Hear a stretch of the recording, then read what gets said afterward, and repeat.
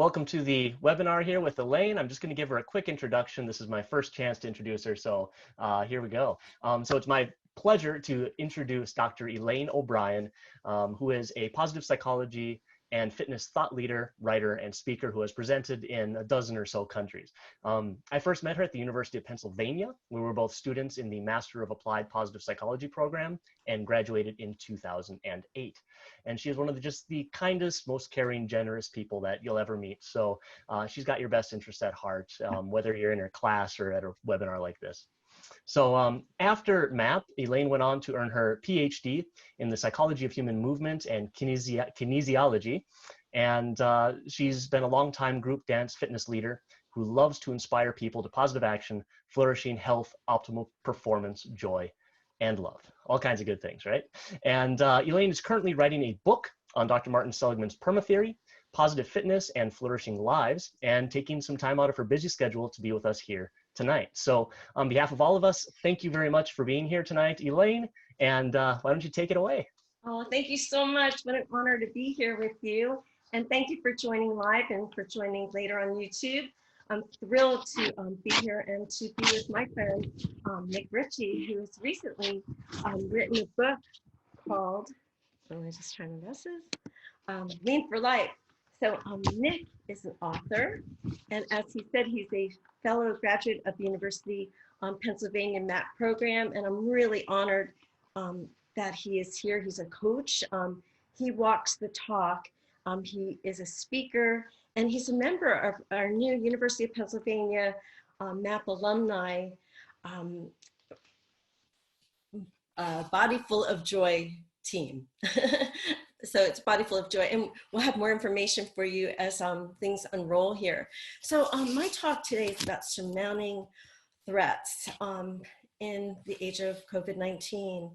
And this is a picture of the University of Pennsylvania MAPP alumni at a recent summit that we had. And again, I've met wonderful people like Nick, and positive psychology really saved my life, I have to say. Along with my daughter and my husband, Sean, it's been a real blessing in my life to be able to be with amazing people and to learn about the study of optimism and flourishing. So positive psychology is a more balanced approach. Traditional psychology looked at things like fear and depression and anger and rage.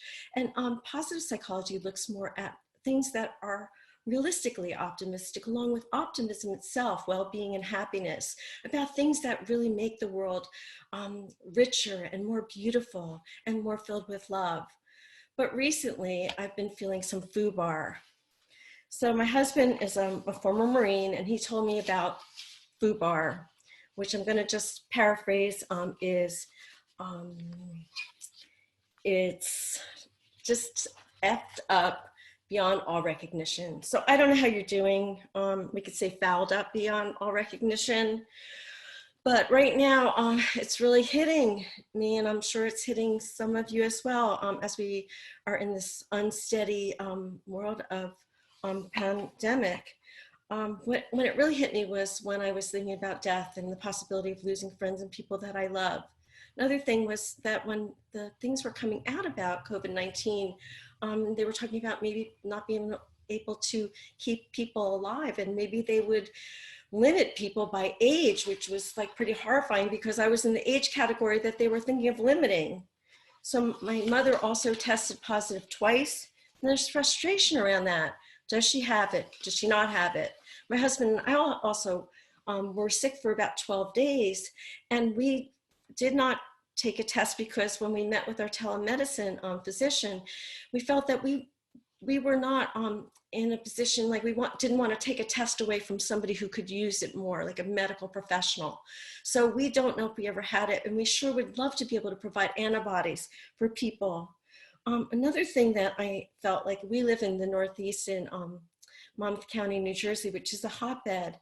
And one thing that as a kinesiologist, I study the body, right? The body and psychology of movement, and very interested in proprioception and our body awareness in space. At the early part of the outbreak, I was at a pharmacy and I was aware of my physical distance from a person, and they were kind of getting close to me. And this is a little bit embarrassing, but my immediate reaction when this person got too close with me was I went into a karate kick, not to kick the person, but just to claim my space. And then I was kind of horrified, but I was kind of proud of myself, but I was confused. And then I saw my husband, he had seen the whole thing. So it's a very confusing time. Tonight, I want to just say that we can take steps that aren't so good, right? To kind of dive down into the depths of despair, or just kind of do behaviors that might be a little risky. But I'm going to talk about tonight is the power of lifestyle medicine and positive psychology to help us heal and move toward thriving as we move toward this pandemic and afterward, so that hopefully we'll experience some post-traumatic growth rather than stress through this really trying time.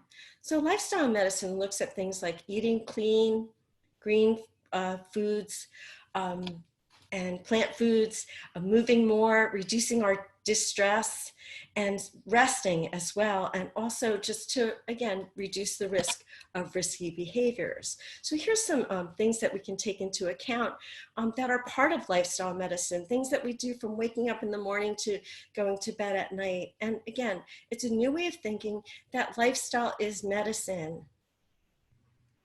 Our bodies are really important about how we think, behave, and move through our lives. And honoring and cherishing our bodies is really, really important. I know personally, I had a real love-hate with my body for many years when I was an adolescent. It was really a struggle for me. I'm pretty short and I love to eat. So the thing that really saved my life was starting to do aerobic dance many years ago, and then doing community dance fitness was a great way to really help me to stay better in shape, to be more controlled, to manage my mood, and again, to reduce the risk of non-communicable diseases that do tend to run in my family. Let's talk about inspiration.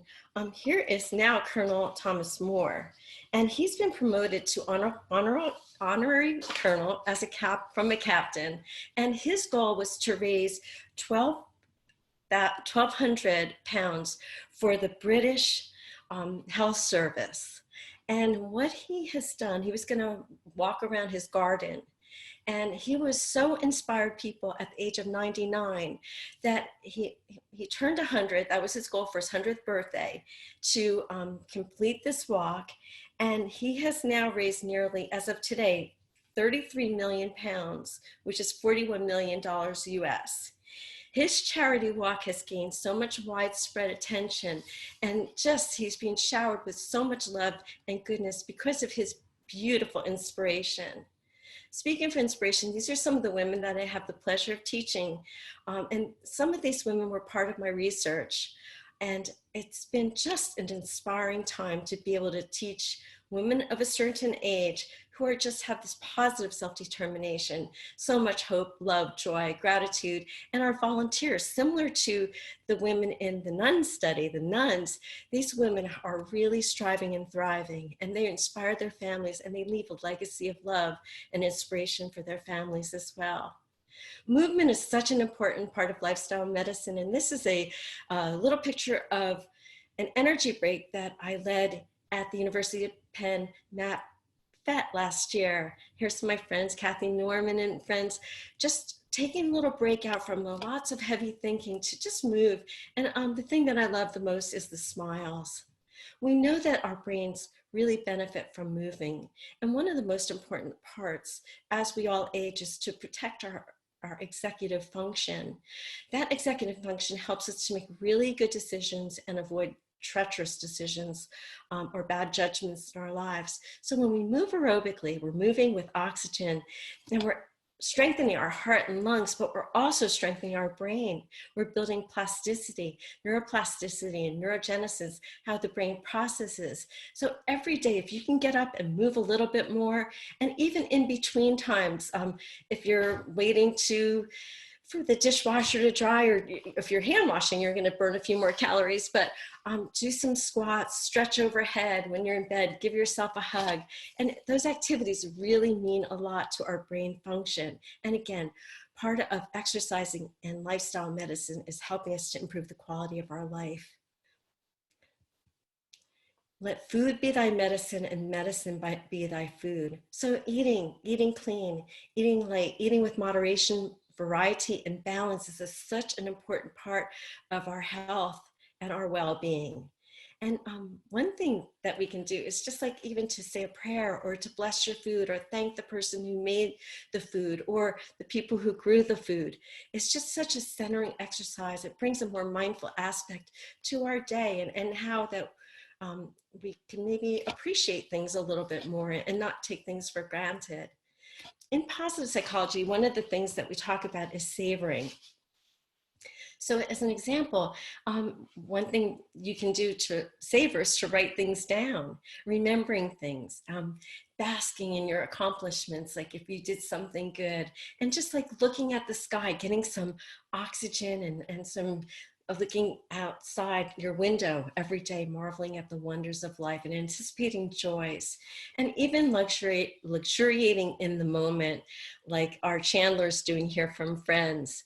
So we know that, like, was it Archimedes who said Eureka when he was in the bathtub because he had this great revelation about some scientific matter. So we want to take care of ourselves. We want to have self-care. We want to be able to just really enjoy those moments of just living and listening to our body. Again, we want to work our strength. We want to eat clean, work our strength, work our flexibility, enjoy just to be able to have more energy, more balance, and more coordination. And even now, I could do a little move with you. If we slap our thighs, clap our hands, and scissor, and then we can go here, here, here, here. So I'm just going to say, we'll slap our thighs twice, clap, here, here, hand, hand, hand, hand. Let's try it one more time. Slap, clap, scissor, scissor. Here, here, here, here. So what I've done is the hand jive, but what I'd like to also do is point out, this is a great way to address your hands, right? We don't want our hands touching our face. So just more mindful movement will really even help things like that. Here's a picture of my friend Karen Rockine, who's 28 weeks pregnant here. And I love this picture of her because she just looks so happy. A friend of hers had made this comforter for her. And what it reminded me of was the power of touch and hugs. So if you can, just please take a moment and give yourself a hug right now. So touch is so important, and the skin is our biggest organ. And when we can just really experience safe touch, even if it's just like giving yourself a rub or patting your chest, and let's do that together. This works the lymphatic system. I can extend my arm here just to get some stimulation, and then just give yourself a little hug like Karen is doing here. One of the tenets of positive psychology is the study of character strengths and virtues. And Chris Peterson, our professor, and Martin Seligman, who's a founder of positive psychology, believe that by looking at these 6 values across time and space, we could really flourish and grow. And strength spotting is another way of approaching positive psychology. And again, flourishing help, building positive relationships among people and between people. If anybody's interested or would like to know more about the study of strength training, there's a free online assessment that I totally recommend. So please contact me, back channel. I have my email address at the end. But the values in action is a great way to look at your strengths. And we all have these strengths in varying ways. And even if you look at the chart right now, you can maybe see what are the strengths that maybe would resonate with you. Another way to lift yourself up is by writing. So one study by Penny Baker had people writing for 4 days. When people were writing about their best possible self, what their dreams are, what their goals were, they really improved their health and their well-being. So even writing now, journaling is such a healing way. And Penny Baker has lots of research around the value of writing and healing. This is a picture, I love this picture, of all the birthday cards that were sent to Colonel Thomas More. And again, I was thinking about how wonderful the people who wrote these cards must have felt like trying to honor a real hero. And here we have an intergenerational awe experience of this young man looking at a birthday card for, again, Colonel Thomas More. Here's a picture, again, a celebration in the hospital, a first COVID patient leaving in Hershey Memorial Hospital. And again, it brought a tear to my eye to see the heroes, medical professionals, being so kind, loving, supportive in what they're going through. And again, just taking a moment to lift ourselves up and lift up our hearts to help other people that are really, really doing amazing work in saving lives and protecting people. And to me, that's part of gratitude. So my way of showing gratitude is by keeping my social distance, or let's call it physical distance, because it's more accurate to say physical distance, I think. To wear a mask if I'm going out in public, I think that's really important, because right now we don't have enough testing. There isn't a cure for this, and people are getting very ill. So by my wearing a mask, I am protecting other people. So again, just to honor and love and to show more care is such a great way to lift ourselves out of FUBAR. One way moving forward on a more global and individual level is to look at a method from Isaac Perlin-Tensky called the drain versus the spec model. Currently, many of our institutions are working on this drain model, which is it's deficit-based, similar to how psychology was. It's reactive, alienating, individualistic, and negative. So this causes a bunch of problems. Rather than being proactive and planning ahead, we kind of get a little bit, it's not very helpful. Perlin-Tensky worked with communities and religious groups and with people, educational groups, and he developed this spec model. And what he feels is it's strength-based, which again, we looked at that strengths chart, and to be able to learn that and to have that be a part of our body and our psyche is so powerful, because if we operate from a position of strengths, we can really grow and learn and help others and notice good in other people. It's a primary prevention. So the spec model is, again, looking at what's good, what's working, what do we need to do? It's about empowering, and it's about community.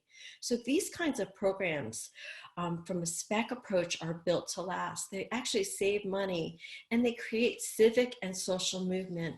So again, a great way to look at building, moving forward as we move through the pandemic and move into new systems, new ways of being, new values in action, new priorities. One priority is around our environment.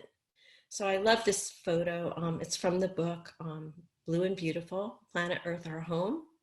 And it says, keep our planet survive, help our planet survive, keep it what it is today, blue and beautiful. And as we move through life, may we dance and move well. May we love freely and not hold back. Let us find the joy that lies in all our hearts. Let us feel the music of our souls and the beauty around and within us and in those we love.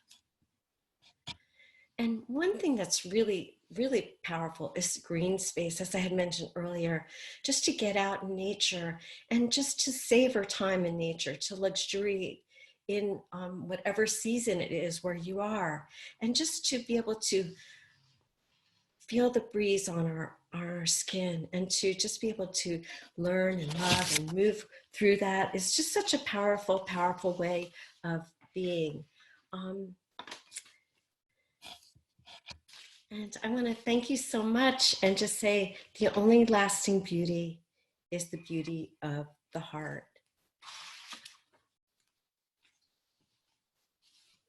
All right, thank you so much, Elaine. I think, are we ready to open it up to questions from our attendees here? Sure, that would be great. Thank you so much, Nick. All right. So if you would just type your question into the chat box below, and if you're trying to think about going between different options, maybe say, phrase your question and then would you recommend A or B, because that can help clarify the question as well as kind of help steer our answers in the right direction.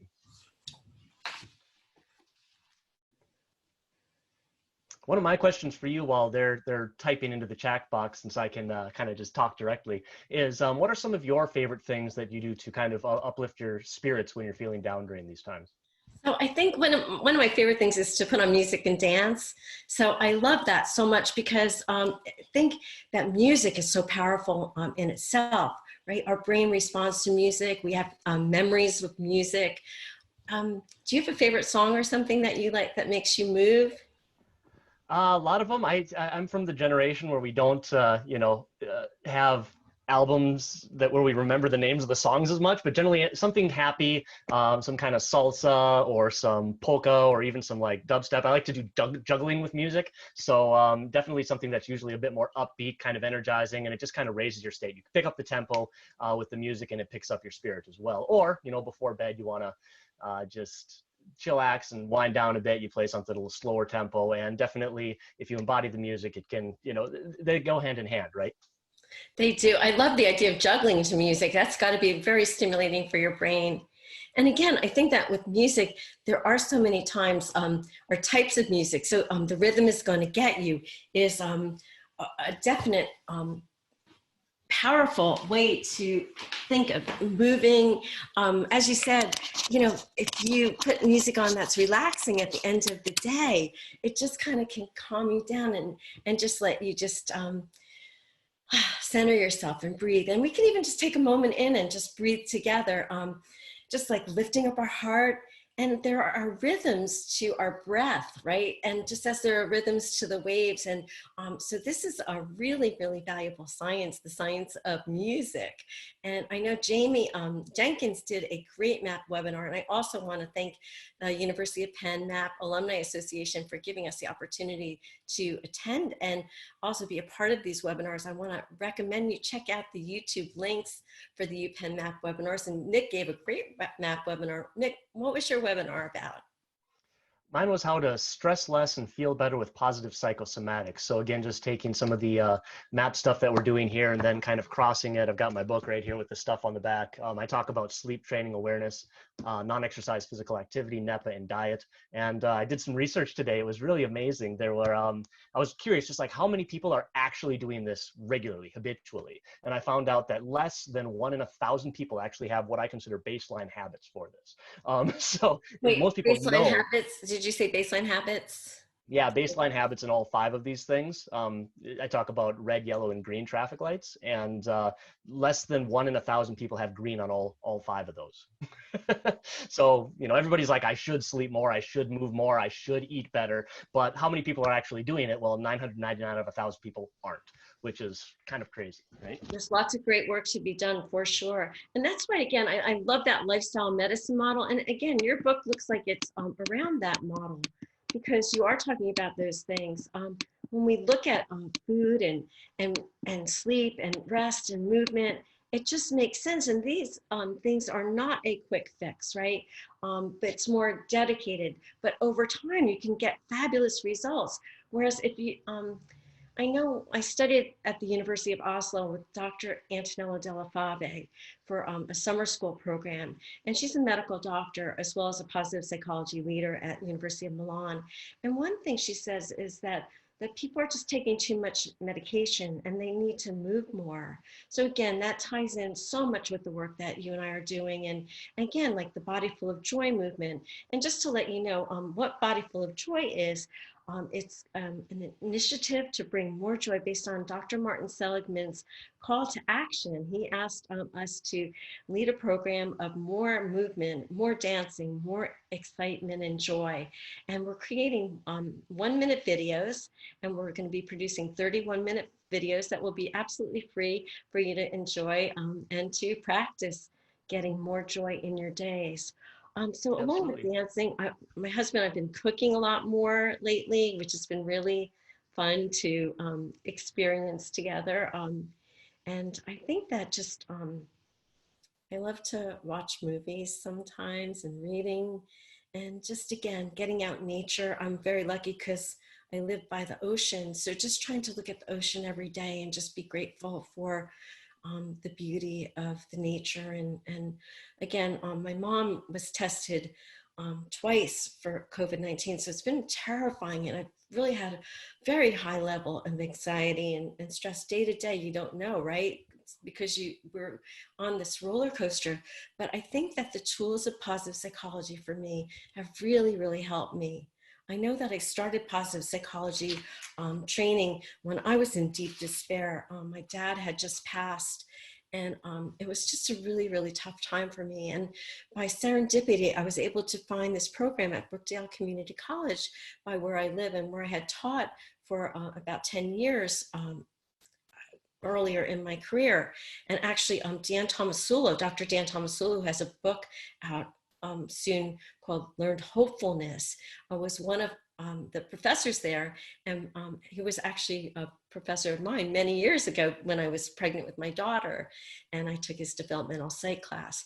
But positive psychology, I found out about it that year when I was taking the class at Brookdale, this intro to positive psych. I got to go to England, and I met Antonella Della Fave, and I met Ed Diener, who's a leader, a well-being expert. He's just brilliant and lovely person. And it just really grabbed me. And then I applied to the Penn program and met like amazing people. So between my fitness professional students, it's been Awesome. a blessing. And then just, go ahead. I'm sorry, we do have another question from a panelist here, if I could just interject real quickly, because it kind of goes back to the movement you were talking about. And Susan was asking if we can exercise too much, you know, like 1.5 to 2 hours a day. So what would you say to that? Yes, you don't, according to the American College of Sports Medicine, again, you want to basically listen to your body, but over exercise is just, it's just too much. So if you can think about cross training, not CrossFit, but cross training across domains so that you're working aerobically, cardiovascular exercise, strength training, flexibility training, balance training, and again, well, social fitness is a little bit hard right now, but that's part of fitness as well. And again, with variety, with balance, and with just like intentional movement. When we overtrain or we train too long, there's a higher risk of injury. So I think that's the main thing. What is the reason you're exercising, and how can you make it more efficient for yourself so that you can, you know, if you're going for an hour and a half walk, right, and you intermittently do slower walking with more brisk walking and even really brisk walking, you can get a great workout. But if you're doing something that's overly repetitive, I would say that maybe it might be too much. I think it's a really great question, and I think I need more information maybe about that too. It also, so Susan also says, I'm using it for health reasons, but also as a way to take up time these days. So you might want to talk about low intensity versus high intensity, because I think we can handle a lot of low intensity depending, but avoiding repetitive use, right? Right. And I think that's a really good point, because it does feel good to move, right? And now if we're at home, we have more time, right? So I think that, so if we look at intensity, right? So if you look at a percentage of your heart rate, your maximum heart rate, so 220, subtract your age, and you can work like 55% at the lower intensity to higher intensity exercise. And you can vary within that so that you're really getting a great training effect too. But if we look at impact as well, right? So low impact exercises where one foot is on the floor at a time. So I could do like a sway side to side, and I can still really fire up my quads and my hamstrings and get a great workout, warming up my body like head to toe, but still keeping that impact low. So as an example, swimming or vigorous water exercise. I used to train athletes with vigorous vertical water fitness. And that's a non-impact exercise, right? Because you're not striking the floor, but it's super intense depending on how you're using the levers in the water. Again, higher impact exercise, like running, maybe running an hour and a half, that would be like just, I think, too much. You want to build progression, take it at your pace, listen to your body, and just cross train your muscles and your body parts. So Susan, I miss you so much. All right, Susan says, great. 1 hour days, usually yoga, strength, or stretch class via Zoom. Then maybe 45 minutes of walk, bike, or aerobics, and I miss you too. You know, and that sounds like a perfect prescription, right? So I know there's a great movement that you might want to check, Exercise is Medicine. And they have, if you have any doubt about the value of moving your body more and well, check out exercisesmedicine.com. It's a joint venture of the American College of Sports Medicine and the American Medical Association. And they're doing great work on campuses, in hospitals, in communities. And again, movement is medicine. And especially when you do it with a smile, I think to me that just like really matters a lot. And it's part of that positive self-talk to be able to believe it and go for it. And if you're going to spend a lot of time with physical activity, why not enjoy it? The dumbest thing in the world is seeing somebody slogging away in the gym. You know, they're not going to be consistent. They're not going to do it because it's not rewarding. So if you can find a way to make those workouts more enjoyable, more power to you. You're going to enjoy it more. You're going to be more consistent. You're going to get better benefits, right? That reminds me of two things, Nick. It's so funny because, well, this isn't so funny, but I used to work at a gym, and I haven't really belonged to that many gyms, but I worked as a personal trainer for a few years. And there was a gentleman, it was like a 6 o'clock shift, 6 a.m. in the morning shift. And I would see him every day when I got there at 5:30. He would just be all bent over and like be so mad, like walking and running on the treadmill. And I was thinking, why are you bothering? He would make everybody, he had just such negative vibrations that people around him just didn't want to be by him. And he wasn't taking care of himself. He was bent over. He wasn't working his flexibility. He was just working the running muscle group. And he just did not spread good energy around. And then I think about like the women in my dance class, right? Or people who just love to move and just move together and just feel so much joy when you're moving. Like if you act as if, again, like if you do it with a smile, it just feels so good to be able to exercise your heart, right? And your brain, and know that you're doing a good job there. And when you lose it, that's when you appreciate it the most. My dad's been laid up with gout for a while here, and he just is itching for a walk, you know? That's when you really appreciate it. Yeah. Yeah, I mean, I'm sorry to hear that. And please tell him I was asking about him. I don't know if he remembers me. You know, one thing is that in my work across the years, I worked primarily to teach cardiovascular fitness training, right? Aerobics as the key to fitness, because aerobics reduces the risk of heart disease, pulmonary lung disease. It helps to reduce the risk of diabetes, depression. And it's just like one of the best, and cancers, it's one of the best things that you can do for your body, for your mind, just to get your body moving. And again, the power of rest. Rest is so important. I have a friend right now who's going through a terrible time, and I just think there's a lot of pressure, even being home, to like stay on top. There's the news cycle. There's so many webinars, and thank you guys for joining in today. Also, awesome. If you move well, research has shown reduce the risk of communicable diseases like COVID-19. So not over-exercising, but exercising in the sweet spot will reduce your risk of communicable and non-communicable diseases.